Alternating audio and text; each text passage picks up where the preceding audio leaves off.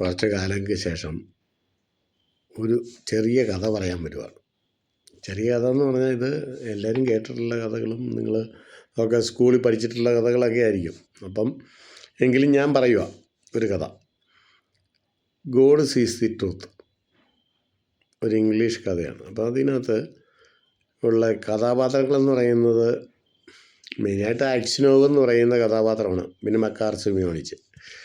അപ്പോൾ ഇതിനകത്ത് ഈ കഥയിലെ അതിൻ്റെ മെയിനായിട്ടുള്ള കാര്യം എന്താണെന്ന് വെച്ചാൽ, ആക്സിനോ ഒരു കച്ചവടക്കാരനാണ്.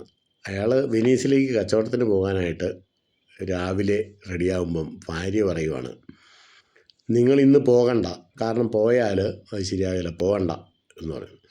അപ്പോൾ എന്താണ് അതിന് കാര്യം? അപ്പോൾ ചോദിച്ചപ്പം പറഞ്ഞു, ഞാനൊരു ദുസ്വപ്നം കണ്ടു. കാരണം നിങ്ങൾ കച്ചവടത്തിന് പോയിട്ട് തിരിച്ചു വരുമ്പം നിങ്ങളുടെ മുടിയെല്ലാം നരച്ചിരിക്കുന്നതായിട്ട്, മൊത്തം മുടി നരച്ചിരിക്കുന്നത് എന്ന് പറഞ്ഞാൽ പ്രായമായി, അങ്ങനെ ഒരു സ്വപ്നം കണ്ടു. അപ്പോൾ പുള്ളി അത് തമാശ രൂപത്തിൽ പറഞ്ഞ് ഭാര്യയെ കെട്ടിപ്പിടിച്ച് ഒരു ഉമയൊക്കെ കൊടുത്തിട്ട് പുള്ളി പറഞ്ഞു, നീ ഒന്നും പേടിക്കണ്ട, ഞാൻ പോയിട്ട് വരട്ടെ, കാരണം നമ്മുടെ ബിസിനസ് നടക്കണമല്ലോ.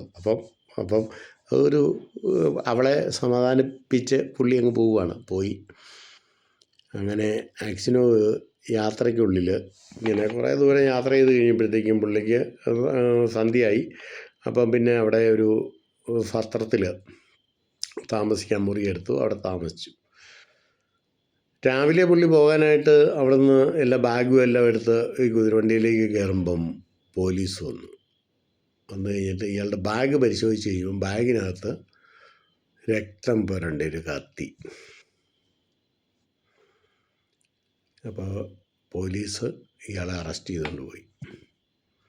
എന്ന് പറഞ്ഞ് ഈ സത്രത്തിൽ ഒരു കൊലപാതകം നടന്നിരിക്കുന്നു, അതാണ് അതിനകത്തെ കാര്യം. അപ്പോൾ ഈ കൊലപാതകം നടത്തിയത് ആ കത്തി ഇയാളുടെ ബാഗിലുള്ളത് കൊണ്ട് ഇയാളാണ്. അപ്പം ഈ ശരിക്കും പറഞ്ഞു കഴിഞ്ഞാൽ ഈ ആക്സിനോവിൻ്റെ അടുത്ത മുറിയിലൊരു വ്യാപാരി താമസിക്കുന്നുണ്ടായിരുന്നു.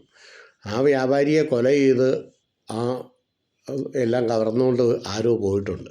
ആ കത്തിയാണ് ഈ ആക്സിനോവിൻ്റെ ബാഗിനകത്ത് വെച്ചത്. അപ്പം അത് ഈ കൊലപാതകി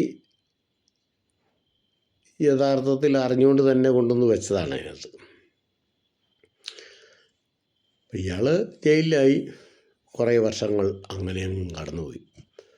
അപ്പം അയാളുടെ ഭാര്യ കണ്ട സ്വപ്നം ഏതാണ്ട് ശരിയായി എന്ന് വിചാരിക്കാം. കുറേ വർഷങ്ങൾ കഴിഞ്ഞു. അങ്ങനെ ഇരിക്കെ ഒരിക്കൽ ഈ ജയിലിൽ ഒരു കുറ്റവാളി വന്നിട്ട്, ആ കുറ്റവാളി ഈ മക്കാർ സിമിയോണിച്ച് എന്നാണ് അയാളുടെ പേര്. അയാൾ ഈ ആക്സിനോവിൻ്റെ മുറിയിലാണ് വന്ന്, ആ സെല്ലിലാണ് അയാളെ ആക്കിയേക്കുന്നത്. അപ്പോൾ വന്നു കഴിഞ്ഞപ്പം അയാൾ ചോദിച്ചു, നിങ്ങൾ എന്ത് കുറ്റം ചെയ്തിട്ടാണ് ഈ ജയിലിൽ കിടക്കുന്നത് ചോദിച്ചു. അപ്പം നമ്മൾ പറഞ്ഞ് കൊലക്കുറ്റമാണ്, ഇന്നതാണ് കാര്യം, പക്ഷെ ഞാനത് ചെയ്തതല്ല എന്ന് പറഞ്ഞു. അപ്പോൾ ഇന്ന കാര്യം കഥകൾ പറഞ്ഞു തന്നപ്പം ഈ മക്കാർ സിമിയോണിച്ച് പറഞ്ഞു, നിങ്ങൾ പറഞ്ഞ ആ കുറ്റം ചെയ്ത ആൾ ഞാനാണ്, ആ കുറ്റവാളി ഞാനാണെന്ന് ആളെ കൊന്നിട്ട് കത്തി കൊണ്ടുവന്ന് നിങ്ങളുടെ ബാഗ് വെച്ചത്. ഞാനൊരു പണി ചെയ്യാം, ഞാൻ കുറ്റം ഏറ്റു പറയുമ്പോൾ നിങ്ങൾക്ക് ഇവിടുന്ന് മോചിതനാകാം. അപ്പോൾ ആക്സിനോ പറഞ്ഞു, വേണ്ട, ഇനി അതിൻ്റെ ആവശ്യമില്ല, ഇത്ര വർഷങ്ങളായി, ഇനി അതിൻ്റെ ആവശ്യമില്ല. അങ്ങനെ ഇരിക്കുകയും ഈ മക്കാർ സിമിയോണിച്ച് ഈ സെല്ലിൽ നിന്ന് തുരങ്കം ഉണ്ടാക്കി കടലിലേക്ക് മണ്ണ് കൊണ്ടുപോയി കളയുകയും അവിടെ നിന്ന് രക്ഷപ്പെടാനുള്ള പ്രവർത്തനങ്ങൾ നടത്തുകയൊക്കെ, അങ്ങനെയൊക്കെ കുറേ കഥകളൊക്കെ അതിനകത്ത് വേറെയുണ്ട്, അതൊക്കെ പോട്ടെ. പക്ഷേ ഈ ആക്സിനോ എന്ന് പറയുന്ന കഥാപാത്രം പറഞ്ഞു, വേണ്ട, എനിക്കിവിടുന്ന് രക്ഷപ്പെടണ്ട, കാരണം ഞാൻ ഇനി രക്ഷപ്പെട്ട് അവിടെ ചെല്ലുമ്പം എൻ്റെ ഭാര്യയോ കുടുംബമോ ഒന്നുമില്ല, അവിടെ ആരുമില്ല, പിന്നെ എന്തിനു വേണ്ടിയിട്ട് ഞാൻ ഇവിടുന്ന് രക്ഷപ്പെടണം? അപ്പം അയാൾ പറഞ്ഞു, നീ എനിക്ക് വേണ്ടി ഒന്നും ചെയ്യണ്ട, നീ കുറ്റം ഏറ്റു പറയുകയും വേണ്ട എന്ന് പറഞ്ഞു. ഈ കഥ നിങ്ങൾ കേട്ടിട്ടുണ്ടോ? ഉണ്ടെങ്കിൽ കമൻറ്റിൽ എഴുതുക കേട്ടോ.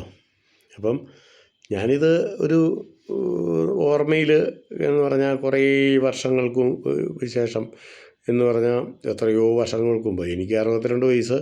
ഞാൻ ഇത് പഠിച്ച കാലഘട്ടം എന്ന് പറഞ്ഞാൽ 78 കാലഘട്ടത്തിലെ ഇതാണ്. അപ്പം നിങ്ങൾക്കൊക്കെ ഓർമ്മയുണ്ടെങ്കിൽ നിങ്ങൾ കമൻറ്റ് ചെയ്യുക. Okay, good night.